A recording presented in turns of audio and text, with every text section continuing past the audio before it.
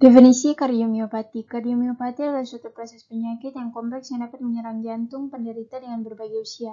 Kardiomiopati adalah penyakit akibat kelainan fungsi otot jantung dengan penyebab yang tidak diketahui dan bukan diakibatkan oleh penyakit arteri koroner, kelainan jantung bawaan atau kongenital, hipertensi atau penyakit kutub. Kardiomiopati secara harfiah berarti penyakit miokardium atau otot jantung ditandai dengan hilangnya kemampuan jantung untuk memompa darah dan berdenyut secara normal. Berikutnya etiologi.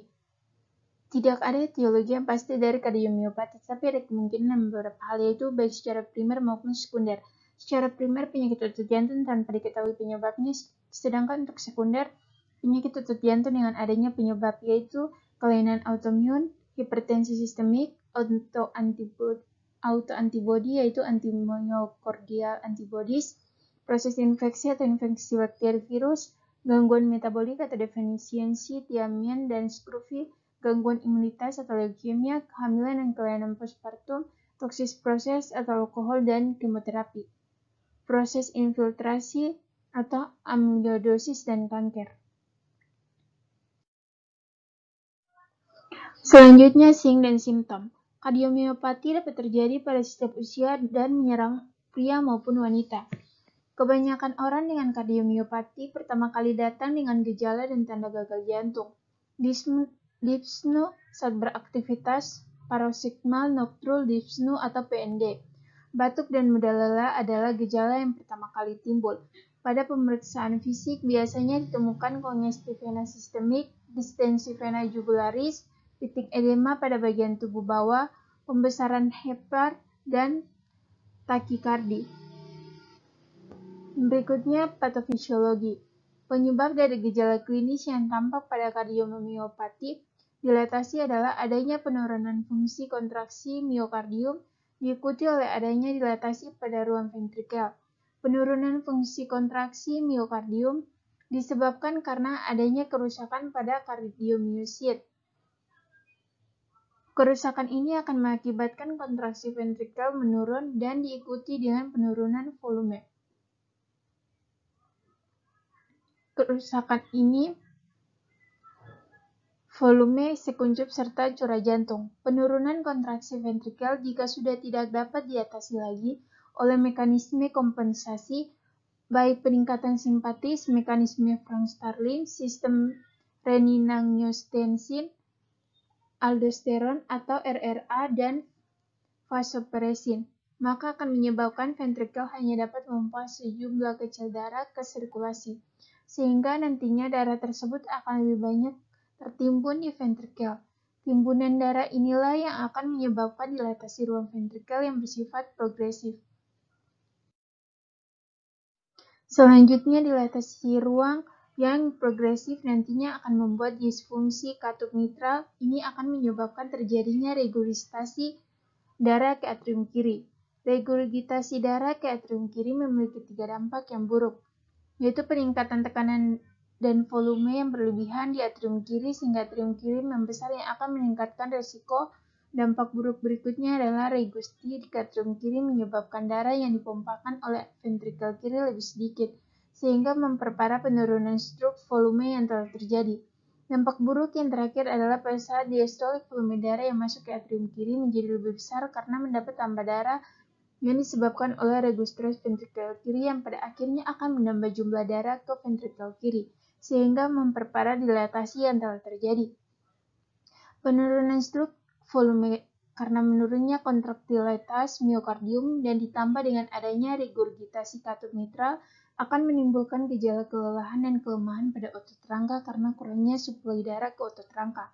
Pada kardiomiopati dilatasi juga terjadi peningkatan tekanan pengisian ventrikel yang akan menimbulkan gejala kongestif paru seperti dyspnea, ortopnea, ronki basah, dan juga gejala-gejala kongestif sistemik seperti peningkatan tekanan vena jugularis, hepatomegali, dan edema perifer. Berikutnya diagnosa keperawatan. Ketidakefektifan pola nafas berhubungan dengan pengembangan paru tidak optimal, kelebihan cairan di paru. Yang kedua, ketidakefektifan perfusi jaringan perifer berhubungan dengan menurunnya curah jantung.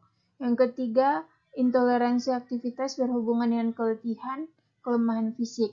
Yang keempat, kecemasan berhubungan dengan rasa takut akan kematian, penurunan status kesehatan, situasi kritis, ancaman atau perubahan kesehatan.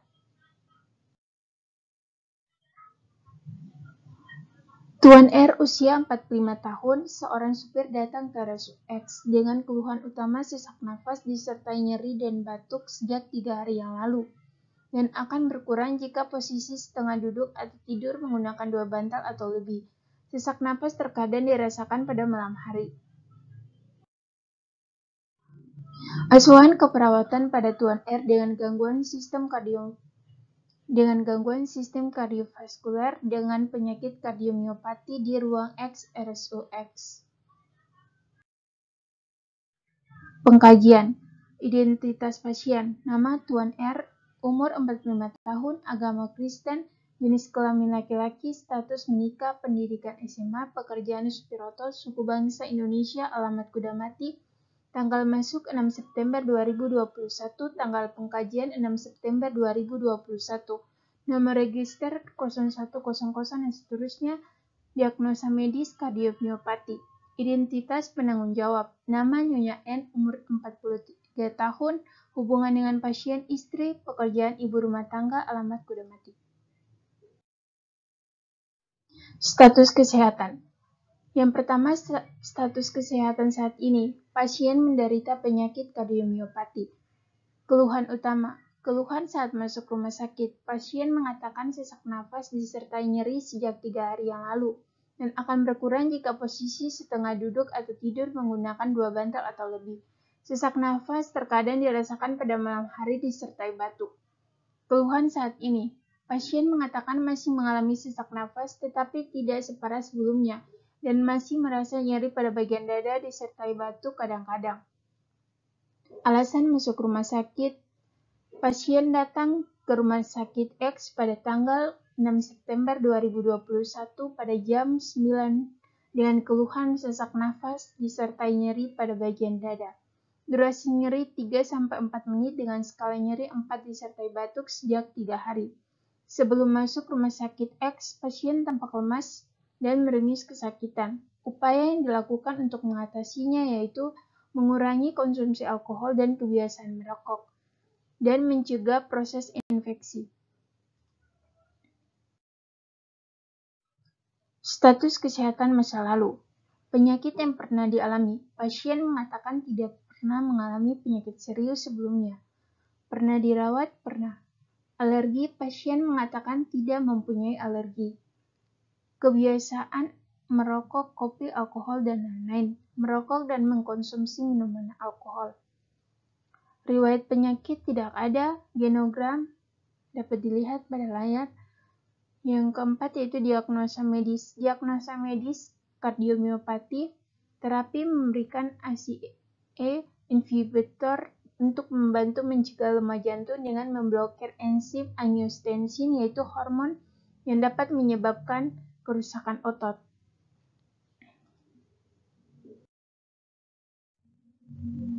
Pola kebutuhan dasar, biososio-kultur spiritual tidak ada. Pola persepsi dan manajemen kesehatan. Pasien mengatakan semenjak dirawat di rumah sakit, pasien mulai merasakan perubahan dari sebelumnya. Pola nutrisi metabolik, sebelum sakit pasien mengatakan makan 3 kali sehari. Saat sakit, pasien mengatakan makanan yang dihabiskan hanya 1/2 dari porsi makan. Pola eliminasi BAB, sebelum sakit pasien mengatakan BAB lancar. Saat sakit, pasien mengatakan sudah tidak BAB selama 3 hari. BAK, sebelum sakit pasien mengatakan BAK lancar. Saat sakit, pasien mengatakan BAK lancar karena urin yang keluar sedikit dan berwarna kuning pekat.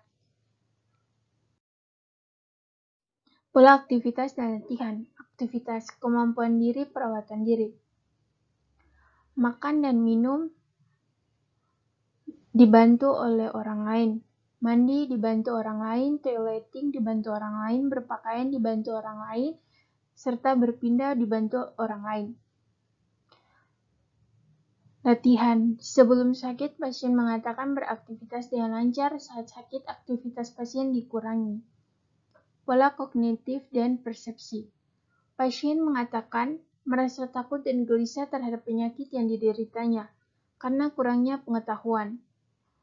Pola persepsi konsep diri. Pasien menjadi cemas, takut, dan mudah tersinggung.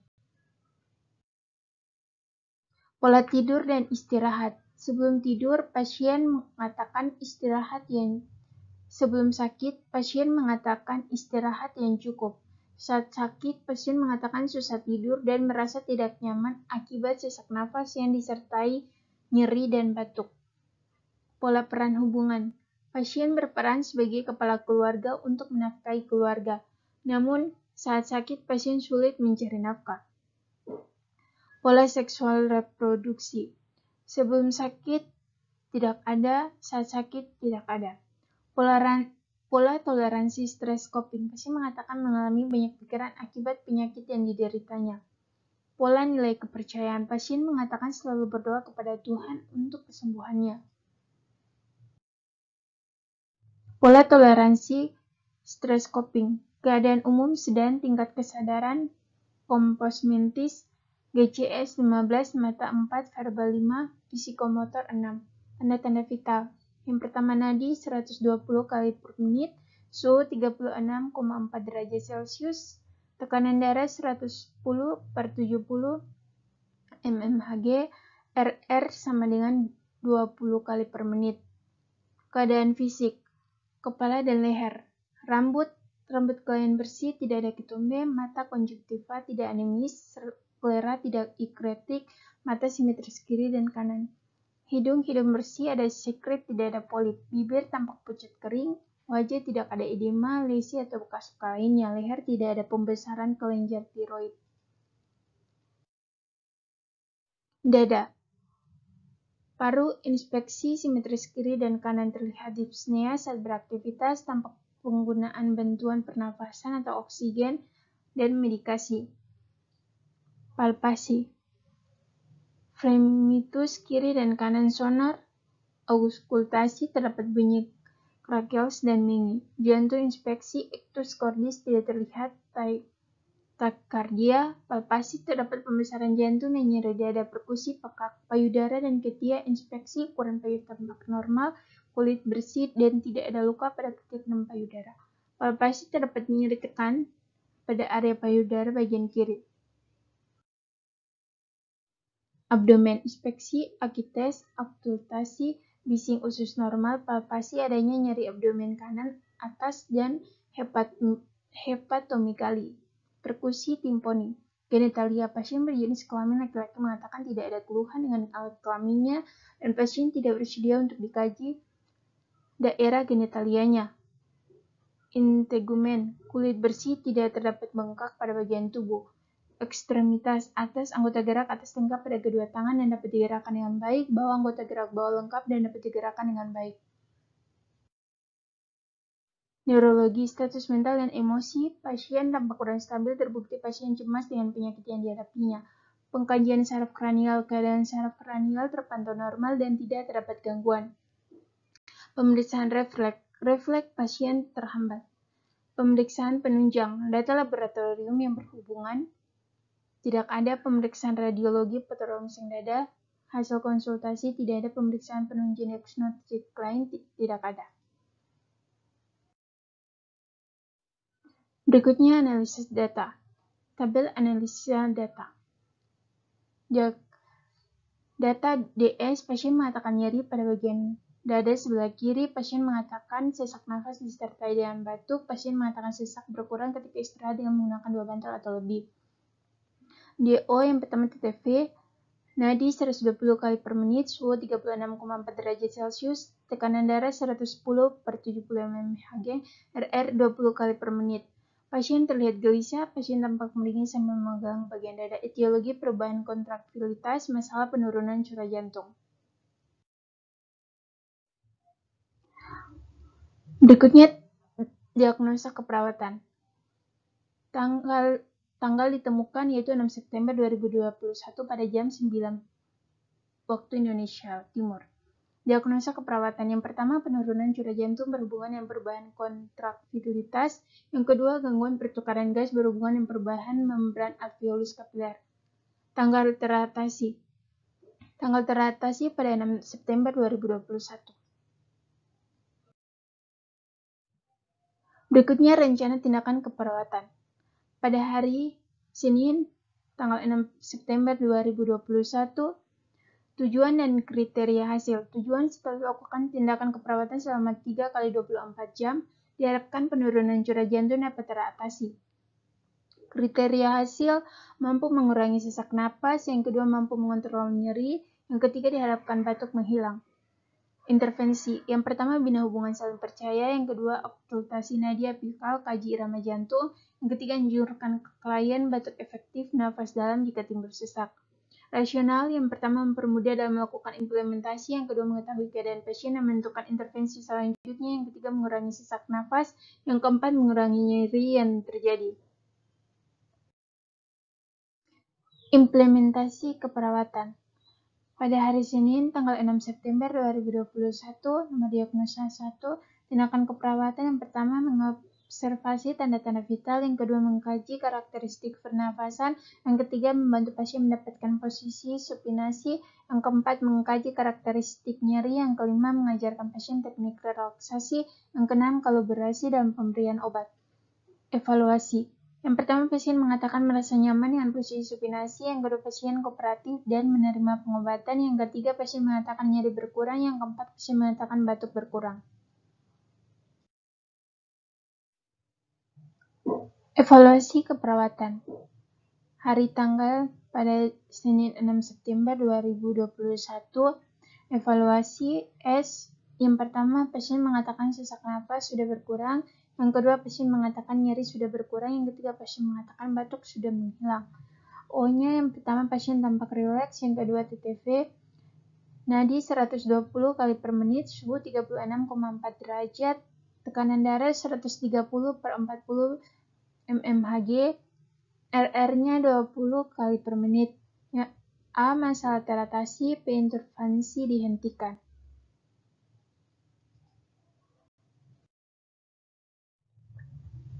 Kesimpulan, kardiomiopati adalah suatu proses penyakit yang kompleks yang dapat menyerang jantung penderita dengan berbagai usia dan menyerang pria maupun wanita.